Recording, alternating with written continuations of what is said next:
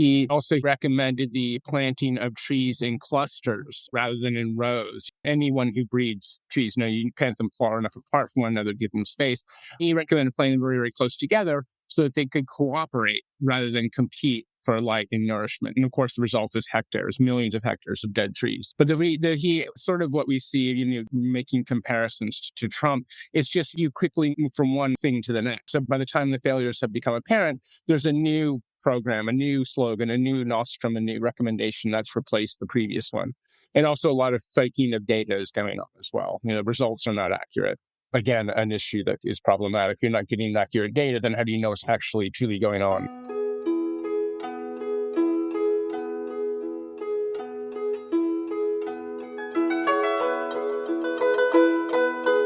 This is Rhyming Chaos, where we interview people who have lived through or studied times of great upheaval, tyranny, or authoritarian takeover. We hope these interviews can help us understand what is happening in the United States right now and how decent people can fight against it. Today, we're really happy to be speaking to William de Jong Lambert, who's a historian of science at Bronx Community College, CUNY. His research focuses on evolution, genetics, and heredity.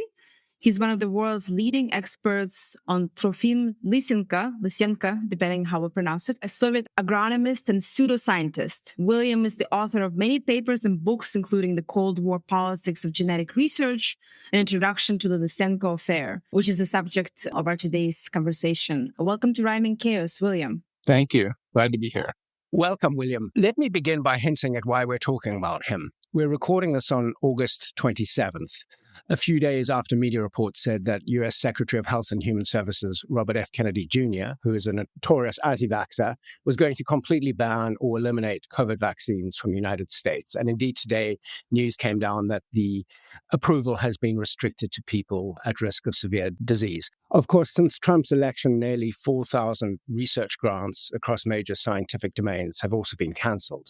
But let's go back to Lysenko, and let me try and set it up. In 1928, just over a decade after the communist revolution in Russia, Stalin launched the first five-year plan. It was extraordinarily ambitious. Russia, the Soviet Union, was going to become the most advanced country on earth, modernizing the economy, finance, industry, and human beings themselves.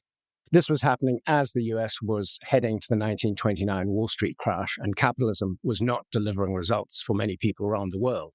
But one economy was expanding as Moscow prioritized rapid industrialization. And surely if industry could be modernized at warp speed, so could agriculture. And Stalin soon had a man who promised to do just that. Is that about right, William? And can you tell us about Trofim Lysenko? Well, he was born in 1898, so you can track his timeline with the history of the 20th century. So you can see in 1914, when the First World War breaks out, he's only 16 years old. He only first got to school at age 13. He's a very charismatic individual, and he really kind of fit this model of the peasant practitioner who, is able to prove the bourgeois specialist wrong, with his attention to practical issues as opposed to genetics. Genetics is actually quite easy to make fun of or to caricature during this time period because this is when genetics itself is first being developed as a science. And the model organism is the fruit fly, Drosophila melanogaster. One of Lysenko's slogans was fly lovers and people haters to describe geneticists. So it's this kind of play on highly propaganda, but very much like he's the figurehead. He's the character who then ends up in this role of being the hero. Sure, the equivalent of the Stakhanovite, the heroic factory worker, Lysenko fills that role in agriculture. And how did he come to have Stalin's ear? Well, he began work at an agricultural research station managed by Nikolai Vavilov. He's like the hero of Soviet biology, who then Lysenko, of course, is going to usurp. And Vavilov ends up dying tragically in a Soviet prison in 1943 of starvation, ironically. So he comes to prominence working for Vavilov. And Vavilov, unfortunately, not really realizing, of course, what's going to happen next. Vavilov's the one who really kind of promotes Lysenko, and says, who knows, he may find a way to grow bananas in Moscow. He walks by faith. We fought forward with faith, not with sight. And all progress in the world has at times been made by angry men. These are the kinds of things Vavilov himself said about the man who would ultimately be responsible for the end of his career and ultimate death in prison. And can you talk a little bit about Lysenko's basic theories about plants and agriculture, his kind of biggest message? Yeah, highly anthropomorphic. I mean, it's a lot of it's quite comical. He had this idea that self-fertilization in plants was degenerative in the same way maybe like a preacher might think masturbation is degenerative or something. And so he advocated, he literally would recommend that practitioners go into the fields and remove the anthers from spikes of wheat to prevent them from self-pollinating, and then force them to be pollinated. Call this marriage for love, pollinated by other plants. He also recommended the planting of trees in clusters rather than in rows. Anyone who breeds trees, you plant them far enough apart from one another to give them space. He recommended planting them very, very close together so that they could cooperate rather than compete for light and nourishment. And of course, the result is hectares, millions of hectares of dead trees. But he sort of what we see, making comparisons to Trump, it's just you quickly move from one thing to the next. So by the time the failures have become apparent, there's a new program, a new slogan, a new nostrum, a new recommendation that's replaced the previous one. And also a lot of faking of data is going on as well. Results are not accurate. Again, an issue that is problematic. You're not getting accurate data, then how do you know what's actually truly going on? As you hinted at, I think in the late 1930s, there were political campaigns against scientists and against the very idea of genetics, with newspapers publishing articles with titles like "Improve the Academy of Agricultural Sciences, Ruthlessly Uproot Enemies and Their Rumps from Scientific Institutions." And many scientists who opposed the Communist Party's ideas were sent to the Gulag. I mean, this sounds a little like some of the language coming out of the Trump administration. Science was now secondary to politics, and if you were not loyal to the party and its ideas, you were some kind of traitor. How would you talk about the connection between Lysenko's ideas and the communist dream that the world and humanity can be remade anew given sufficient ideological fervor?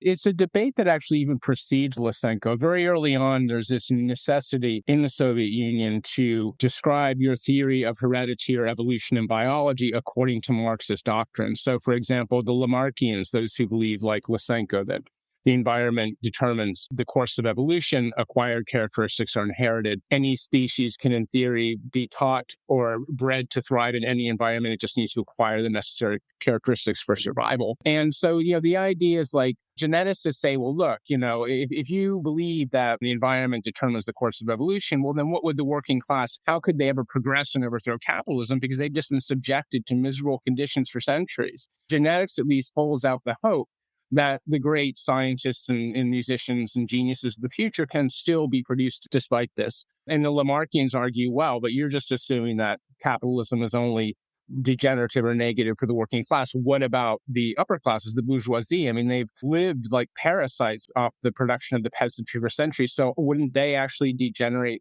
instead? Everybody's arguing in terms of the Marxist framework, because that's the one objective science is Marxism.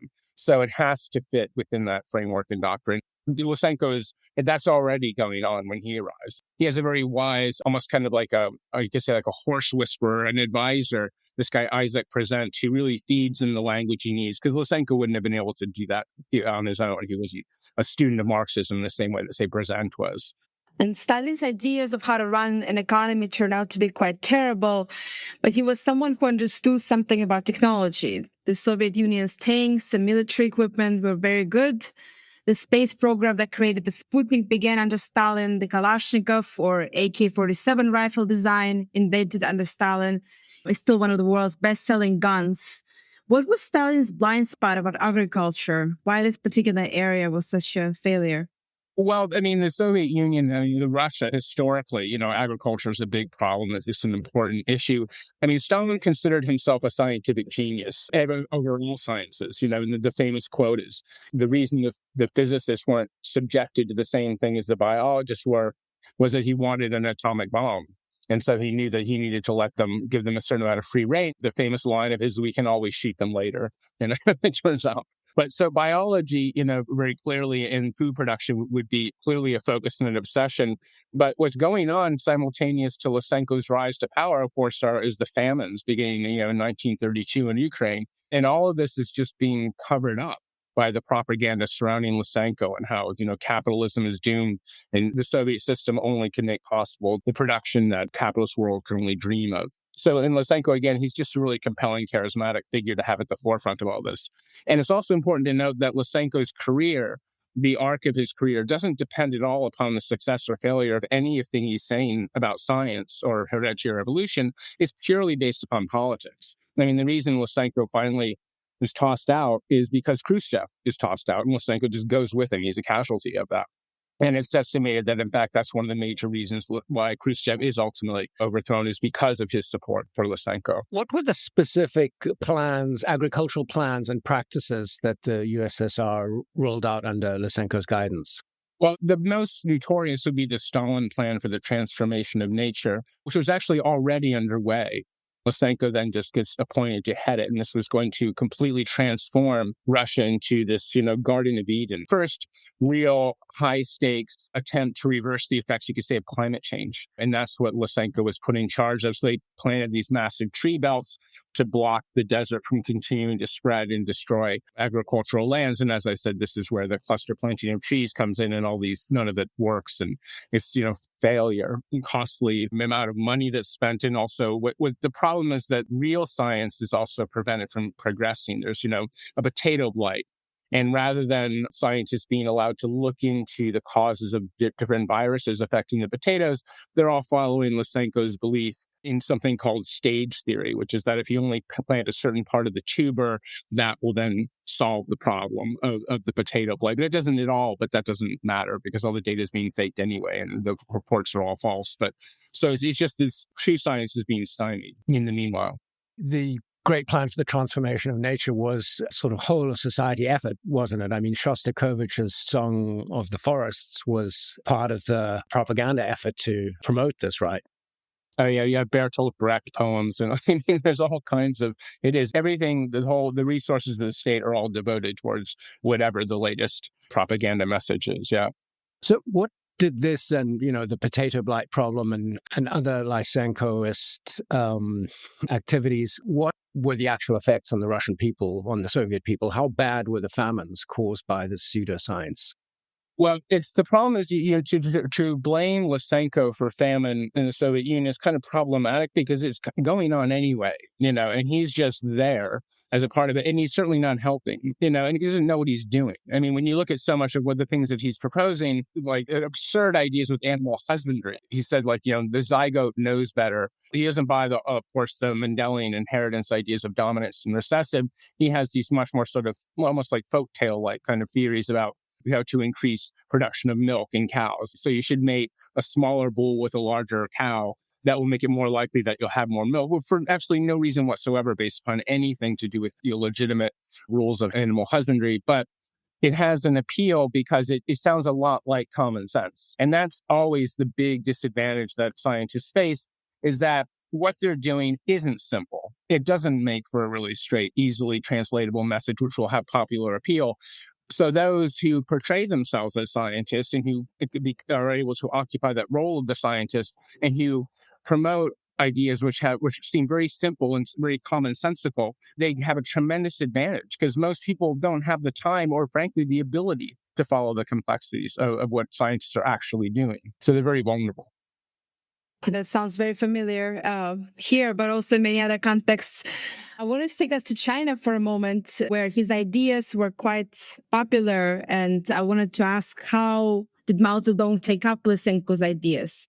It's just through the Sino-Soviet alliance. I mean, it goes also through Vox, the Soviet propaganda cultural arm. It's just a part of what's going on during the period with the strengthening of the alliances between socialist, communist countries worldwide.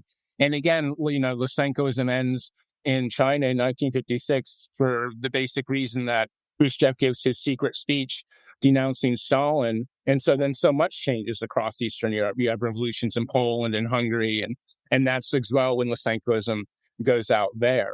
But again, it's all tied to politics, not the results of anything Lysenko is saying. Did you study in your work the agricultural campaigns in China itself? No, the scholar of that is Lawrence Schneider, who I don't believe is still around any longer, but he wrote a lot about what happens in China with Lysenkoism. Did the Communist Party elites in Moscow understand, did some of them understand how wrong Lysenko's theories were? Well, it's sort of like everyone is looking at everyone else to figure out what we're all supposed to think and what we're all supposed to say. It's, that kind of an environment that exists in a totalitarian society where everyone is justifiably paranoid. So the extent to which we could say they understood, or again, these are not scientists, the party hacks in Moscow are not going to actually be able to really discern, oh, look, he's not setting up control groups. So how does he know, and he's not replicating his experiments. He's not doing what a scientist should do, but they're not scientists, so they don't know. They don't know better, and they're just reading the reports, and the reports are distorted, and the information is false. That's all they have to go on. And how long did it take the Soviet science and agriculture to recover from Lysenkoism? I mean, you're talking generations. You focus on things like, well, who was executed or who was arrested, and all those things are very important. But you also just have to think about what were the thousands of students who never study what they would have studied had this not happened. And I would say, in 1975, finally, the International Congress of Genetics is held in Moscow. When you look at the dialogue surrounding the organization of that event, it's really meant to send the message, look, we're back. Now the Lysenko era is over. Because even as early 1930s, you still see, people who are alive from that time period. This famous story, this Russian geneticist who, essentially defected. He comes to the United States in 1927 and never returns to the USSR. So he becomes a real problematic figure there. And there's a film that's shown at Moscow University, I believe, at a genetics meeting in 1973. And the part of the film that features this Russian scientist who defected is sabotaged. Then it could proceed, and then the film is all fine, except for that one section regarding that one guy. And so you see the level of antipathy and acrimony just persists for that long. So it really is, like I said, 75, I guess what I would say is a good handy timeline, just because that's when finally genetics is back. The last time there had been an attempt to organize an international congress of genetics in the USSR had been 1937, and it all comes apart because of Lysenko. That's exactly when his career is on the rise. If not for World War II, genetics would have been banned sooner than 1948, but the war interrupts. Some of Lysenko's ideas and his legacy seem to have been resurrected in recent years in Russia, mostly by non-scientists, I believe. As far as I can tell, this is in part due to the rise of anti-Western sentiments during the invasion of Ukraine and Russia's obsession with self-reliance. Have you followed this renewal of Lysenko in contemporary Russia? I think that even precedes the invasion of Ukraine. There's been this long-term attempt to rehabilitate figures like Lysenko and Stalin as well, as you know, and say that they were actually, victims, and they were purged for all the wrong reasons. I mean, the thing is, science is always continuing to evolve and develop. So now we have epigenetics, which is a new kind of approach to genetics, which looks at, in fact, the influence of the environment has a much more significant impact upon heredity that, say, the early chromosomal theory of geneticists, that whole school would have allowed for or really regarded as evidence. So science is developing. So somebody say, oh, look, Lysenko is right. See, the environment does actually play a greater role. But that's not it at all. I mean, it's just because our ideas about heredity are becoming complicated by new discoveries, it doesn't mean you can go back and say, oh, that guy who was actually terrorizing his, opponents and like getting people fired or people getting arrested because they didn't agree with him, that person was, right after all. I mean, that's, kind of a leap, which I don't think you could really make. But people do, certainly. And do you see the parallels between Lysenko's rise in the Soviet science and RFK Jr.'s appointment to lead HSS? Yeah, I mean, it's really remarkable. I think it has to do with the fact that the Kennedy name means a lot to Trump. I mean, clearly that's part of the mystique that he wants to capture there. It's just, it's an absurdity. Why is the Secretary of Defense in his job? Well, because he looks great on television. That's why he's the Secretary of Defense. I mean, it's the same kind of thing. It has nothing to do with competence and everything to do with appearance. And we all know that the president thinks in terms of what looks good on television, and that dictates a lot of government policy. And there has to be a constant war going on. There has to be a new enemy every day. And it's the same constant flow and churn of information, which quickly makes you forget. You're like, oh, yeah, last week we were all worried about that. Whatever happened? Oh, it just happens. It's this constant, you can't have an independent thought because you're constantly being bombarded with all of this. And that is very, very reminiscent of Stalinism and life in those kinds of totalitarian societies where it just becomes overwhelming. It's just all that's going on. The battle itself is a story, right? It's not so much about the scientific attributes. It's all about the battle.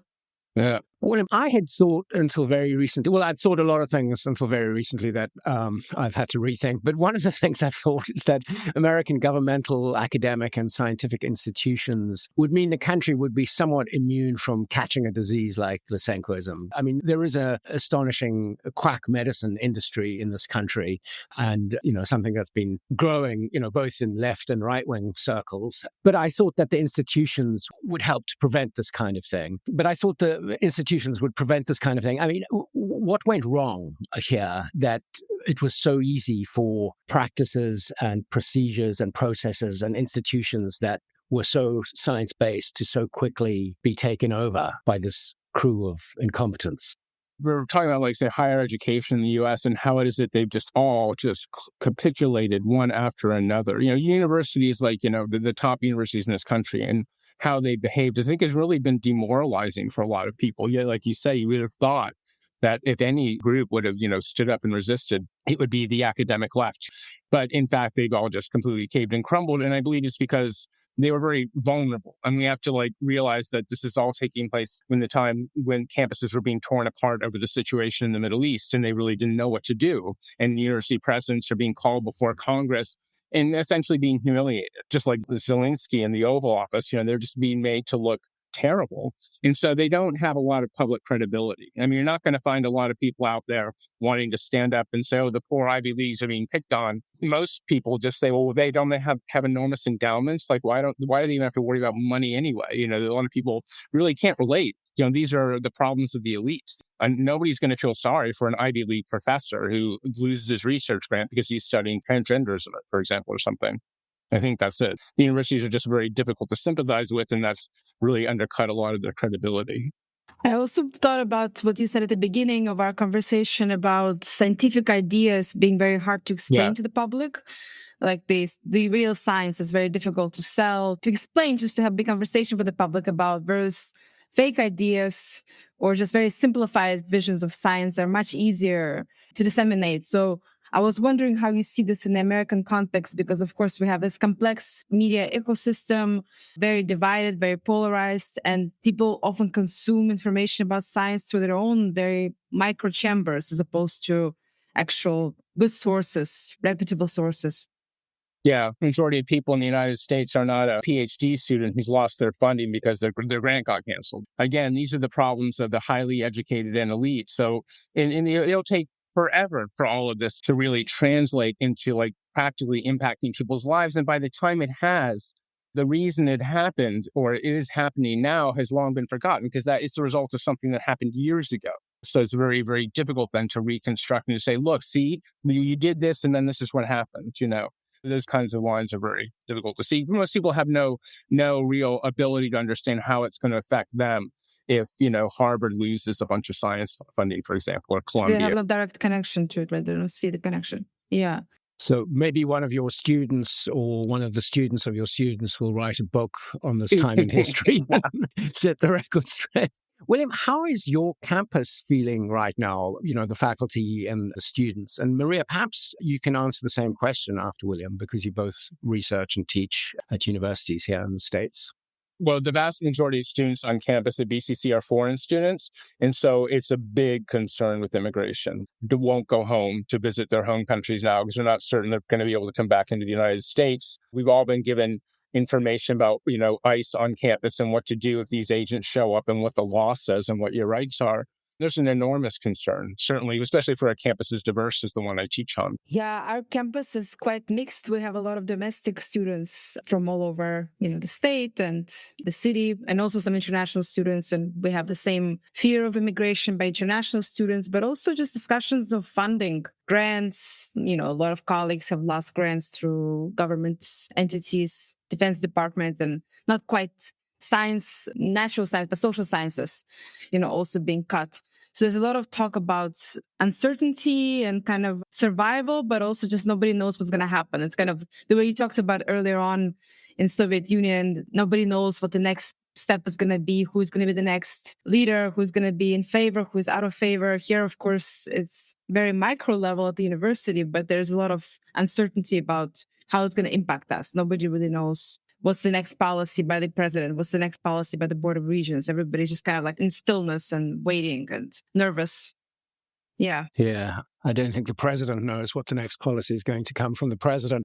Yeah. How would it be best to fight against this? What can scholars and teachers and students and just ordinary citizens do to try and slow down the attacks on science and medicine? Yeah, that's a really good question. Really, I have no idea, because at this point it seems as though all the levers and the people who you said, the people who you would have thought would have stood up and resisted, have not.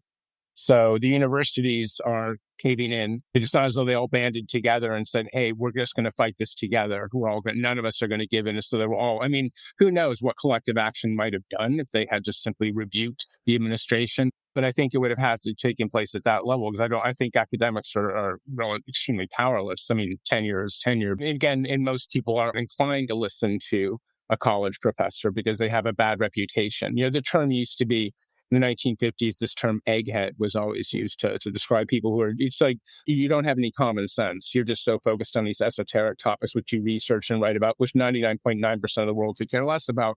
So there's not like anyone's going to be really looking to you to provide them a common sense interpretation of what's going on right now. That's right. When you mentioned at the beginning Lysenko's remarks about flies, that made me recall, I think Sarah Palin had a similar remark about flies. But way back when, in 2008, she was complaining about eggheads doing experiments on fruit flies and why were we spending money on that? So how successful do you think foreign attempts to recruit not American, but scientific talent that had previously come to America or been based in America? You're seeing some stories that in France and certainly in China, there seem to be efforts to, use the Trumpian tragedy for their advantage. Do you think that's going to be a thing?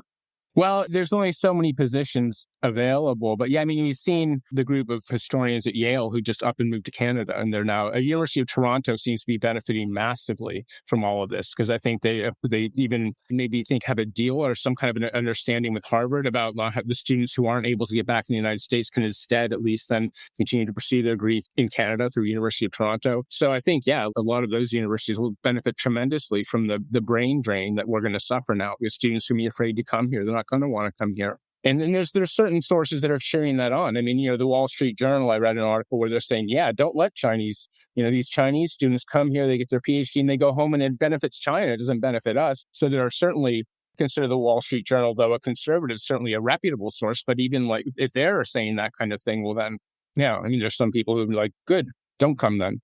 And how are you seeing your students in the classroom respond to these changing times? I mean, you teach history, so do you also invoke the contemporary realities? Do they talk about it? You talked about immigration, but in terms of just the lived realities of America right now and fears and worries or engagement or apathy, how do you see the students respond?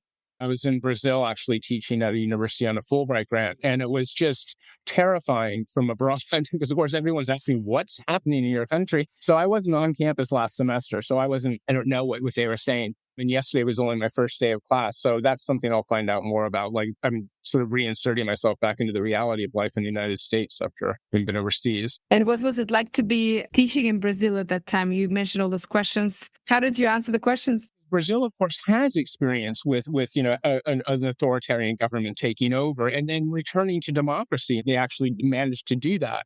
So they're pretty sophisticated when it comes to this kind of thing.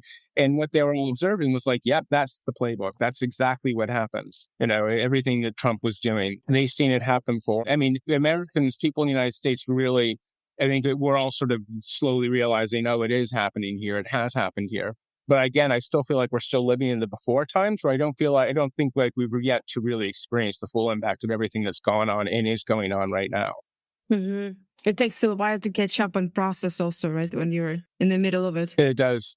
Yeah. Yeah. I thought about Brazil too when you mentioned the sophistication that they actually managed to hold Bolsonaro accountable, right? They had a lot more accountability. Whereas in our case, we just had pretty much nothing. I mean, Trump just got away with every single accusation, offense, everything, just completely unaccountable. Yeah. I mean, in Brazil, they actually, did the opposite. In the United States, the January 6th rioters, they're all free. They've all been pardoned. Whereas in Brazil, that same exact event happened where the presidential palace was attacked and all those people were arrested and put in jail.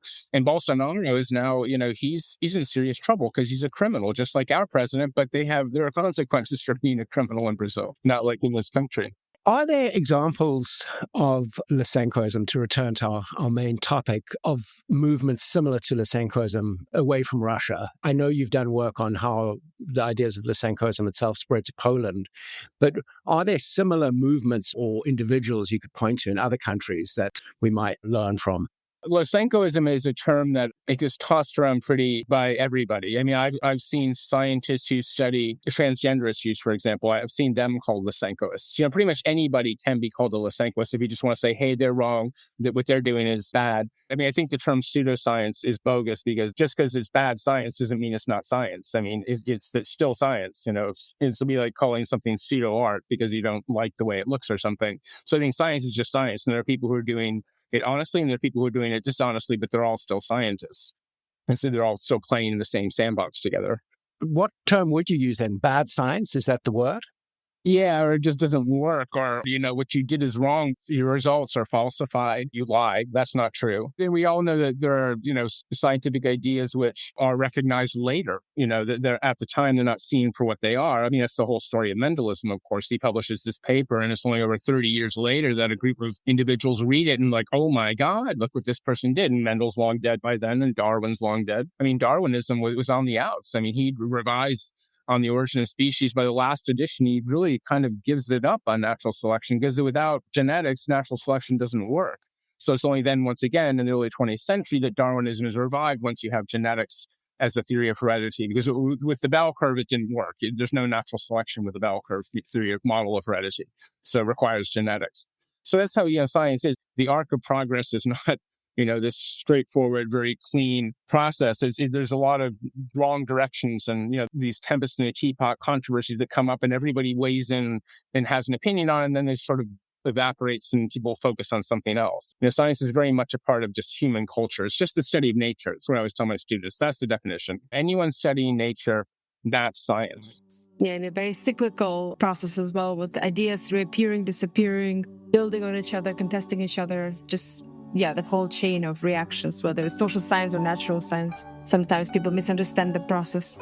Yeah. On that note, William, thank you so much for joining us. That was a fascinating look into a side of Soviet history that I was not even aware of until very recently, and you really know a lot about it. Well, thank you. It's been great. Glad to have the opportunity to talk to you guys. It's been fascinating. The Writing Chaos podcast is produced by me, Maria Repnikova. And me, Jeremy Goldhorn. The show is edited by Cadre Scripts. The theme music is Paperboy, composed and performed on the guzheng by Wu Fei. Our closing music is Eric Satie's Gymno Petit No. 1, arranged and performed also by Wu Fei. And our cover art is by Li Yunfei. Please subscribe wherever you get your podcasts. Leave us a review. And if you like what we're doing, please take out a paid subscription at rhymingchaos.com. Thank you again, William. Thank you.